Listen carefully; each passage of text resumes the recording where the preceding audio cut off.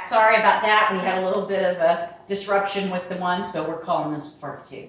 Anyways, again, with your packets, Lorna will also be getting things out here. These will also be on your portal. These are your resident directories, okay? And it also will show on here everybody's names. And then also if they are a team, if they are a safe room captain. One of the things we did last year, which we had building captains, because everyone could call each other that are in each building and say, hey, we're going to the safe room. Would you like us to go with you? You know, or if you know some that need help, it might be a good thing to be calling them, like, you know, your neighbors that are older that get around a little, you know, harder to get around. You might want to need to help them get down here. One of the things that always has been an issue is parking. We'll address some of these with questions and things like that we've asked, that's been asked. But parking is a big deal here. Most of the time you're going to need to walk here because there is not enough parking. If you know where building 10 is and the parking for here, if you've been in here for like your yoga and things like that, this is a big ordeal with parking. So we will definitely tell you to walk, okay? Again, get your resident handbooks or your resident directories from Lorna, or Lorna will send them out to you by email or things, and you can always print them off and use them for whatever. And if you need a hard copy, get with Lorna. The next thing, I think Lorna has got some questions from some of the residents, and we definitely wanted to answer them, because there's a lot to go over, and it seems like questions are always easier to answer, and plus it's more benefit to you. So, Lorna, what is the first question? Will my cell phone work in a safe room? Your cell phone will probably have a little bit of trouble as far as because of the denseness of the room. If you've ever been in here before, you will notice there is a little bit of issue.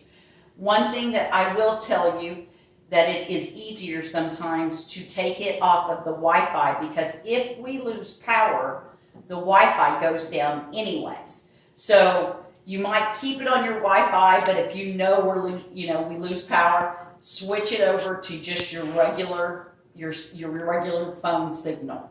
Okay, so turning off Wi-Fi after that. Okay, and you will get more of your power for that. Okay. And hang on, do you have a generator in this room? There is no generator in either safe room. Either safe room has a generator. So that's why I was telling everybody to make sure you have a flashlight, a lantern or whatever. Again, these are in here and they will be here for your protection, okay, for you to get around in here. But please make sure you have a flashlight. Again, that goes to the readiness bag, and Lorna will be handing those out or getting them out to everybody to have a tornado safe bag. Okay? What's the next one? So what about parking? Where will I park my car? Well, that again, we go back to what we were just talking about. Parking around here is atrocious. So you've only got 2 guest spots over here that I will tell you they'll probably be full. The next thing you got to remember is walking here would be the best thing. You know, yes, we do have some older residents that need a little bit of help, and we usually try to get with them, you know, that people that will help them when they need help to get down here. But that's all during the evenings and nights and things like that. So we definitely don't want to park here. We want to walk here. So you need to get here ahead of time. I always say, if you think there's something heading this direction, I would get here in the first place early. I mean, always want to get here early rather than right on time. You don't want to be right on time for a tornado. So please get here early. Okay? What's the next one, Lorna? So could I suffocate in here? No, that's a lot of people have asked this, that can I suffocate in here? No, there's ventilation in this that's built in. So you are absolutely fine with, you're not going to suffocate. Let's say everything came down and, you know, the firefighters won't get to you for a bit. Yeah, it's going to be dark in here, but you're going to have your lantern. You're going to have your, you know, things that you need, but you're still going to have air. Okay? So what if the safe room gets too full? Can we ask people to leave or stop them from coming in? That's a really good question. The most of the time we have enough room in here for this is how this is going to work. Building 2 through building 14 is for safe room 10, which is this one that we're in. Okay? Building 15 through 25 will go to safe room number 17 in 17 building, which that one's the one with the pool table and things like that in it. So again, I'm going to say that one more time. Building 2 to 14, building 14 will come to building 10 safe room. Okay? Building 15 through building 25 will go to the safe room in building 17. Okay? So can I go to the shelter in the clubhouse? No. The clubhouse is not a tornado safe room. It is not a tornado safe room. You were asking just a minute ago about if it's too full, can we send people away? Absolutely not. Hopefully, between the two, you should have plenty enough people you'll be fine in here. You know, if you're going with the 2 phases to each one, okay? But the clubhouse is not a tornado shelter at all. Okay. So my granddaughter, can I invite her to come and stay in the safe room? Okay, this is a big question. We've had this at other properties that people call everybody and say, oh, we have a safe room here.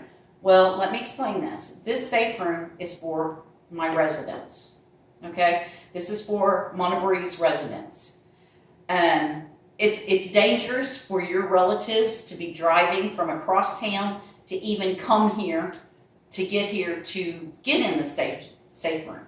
You know, that's how more people were killed in Moore, was being on the road driving over to someone's house that has a safe room or a ground safe room.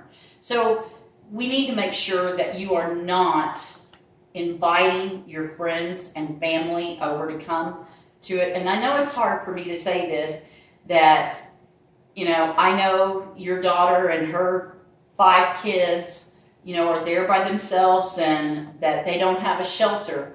But also, I have to have enough room in here for my residents, and they want to come in here too. So I have to say, it's not for you to invite your friends and family to. Now, let's say you just happen to have your grandchild here, or your daughter just happens to be here, you know, absolutely, you come to the safe room because they're here. You know, you're watching your grandchild or something. But that is a hard question, and I know it's a hard thing to hear, but no, only if they're here.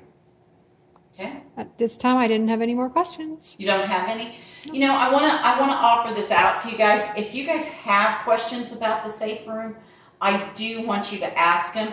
I suggest that you email them or get them to Lorna. You can put them in the box that's outside of our office, your questions, and we will address this. We'll have an update to this YouTube video.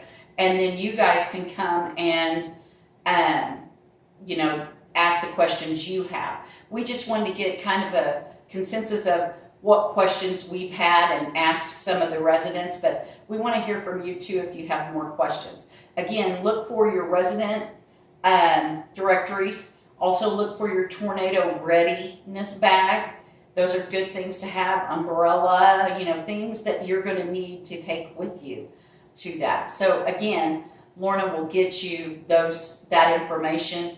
And if you have any questions, please get back with us, you guys. I appreciate all of you. You guys are wonderful, and thank you for all that you do for Monterey and all that you are. You guys just make our days and make our jobs easier. All right, have a wonderful day. Bye, guys.